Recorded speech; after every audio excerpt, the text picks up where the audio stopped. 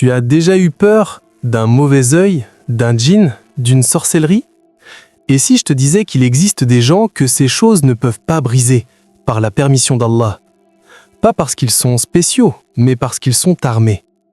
Assalamu alaikum. Moi c'est Ahmad, bienvenue sur Iman Focus. Aujourd'hui, on va comprendre ce que sont les djinns selon le Coran, retenir ce que l'islam dit sur la sorcellerie sans exagérer, appliquer une protection simple et quotidienne.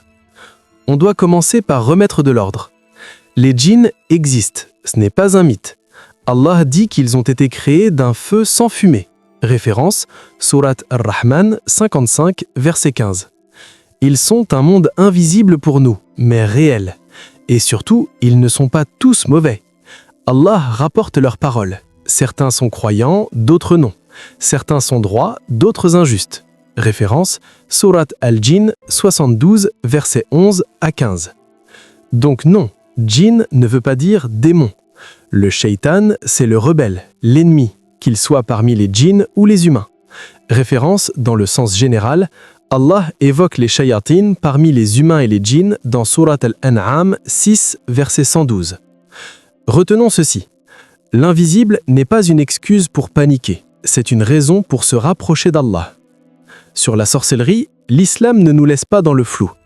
Allah mentionne explicitement la sorcellerie et le fait qu'elle peut nuire, mais uniquement avec la permission d'Allah.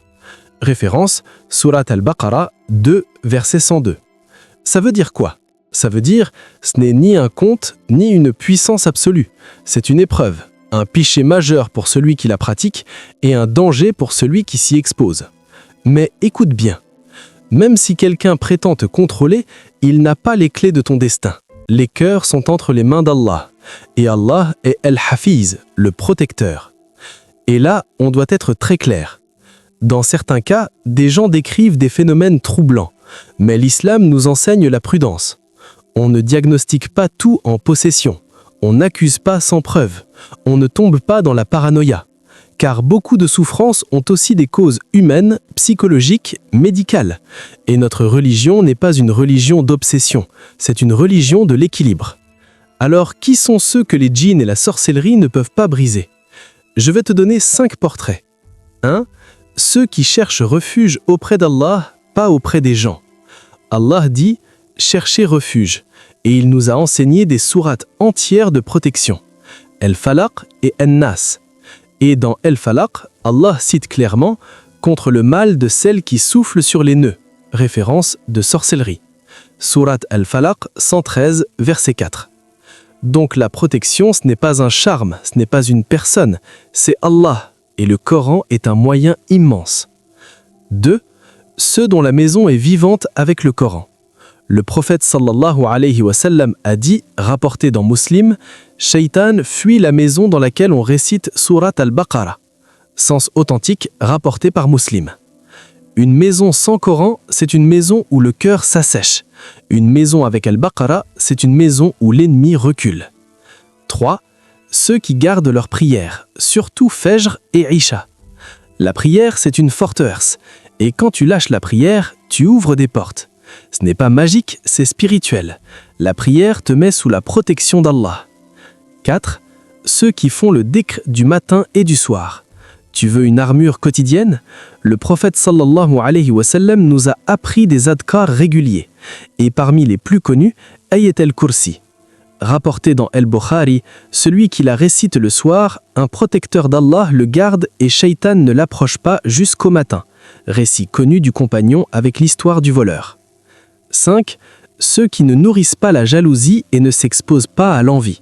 Parce que l'envie est un feu, et Allah nous apprend à chercher refuge contre le mal de l'envieux quand il envie.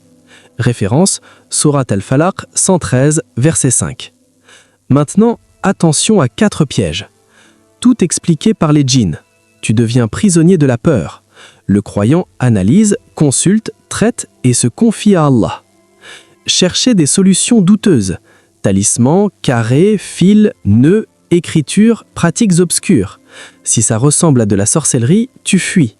La ruqya authentique existe, oui, et le prophète sallallahu alayhi wa sallam a dit « Il n'y a pas de mal à la ruqya tant qu'elle ne contient pas de shirk », rapporté par Muslim.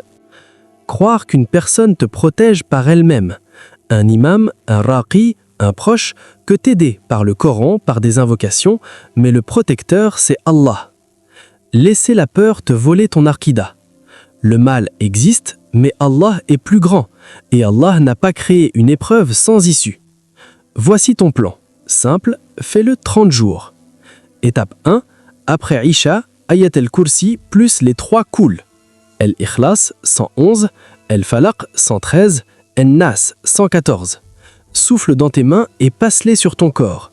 Pratique connue dans la sunna, rapportée dans les recueils authentiques sur la protection du prophète. C'est ton bouclier du soir. Étape 2, une portion quotidienne d'Al-Baqarah. Si tu ne peux pas tout lire, lis une page, 2 pages, mais sois constant. L'important, rendre ta maison vivante. Étape 3, 0 porte ouverte. Garde la prière, coupe les péchés qui t'affaiblissent, fais istighfar et évite les lieux et relations qui nourrissent l'envie, la haine et le soupçon. Résumé en 3 points max. Les djinns existent, mais ils ne sont pas tous mauvais. 72, 11 à 15. La sorcellerie peut nuire, mais uniquement par la permission d'Allah. 202, 2. Ta protection, Coran, plus adkar, plus prière. 113, 114, Al-Baqarah, Ayat al-Kursi. Ô Allah, protège-nous du mal visible et invisible. Ô Allah, fais du Coran la lumière de nos cœurs et la forteresse de nos maisons. Ô Allah, éloigne de nous la sorcellerie, l'envie et les insufflations de Shaitan. Allahumma ahfadna waj'alna min ibadika as-salihin. Si cette vidéo t'a aidé, abonne-toi, like et commente quelle sourate te calme le plus quand tu as peur. Et partage à quelqu'un qui a besoin d'être rassuré.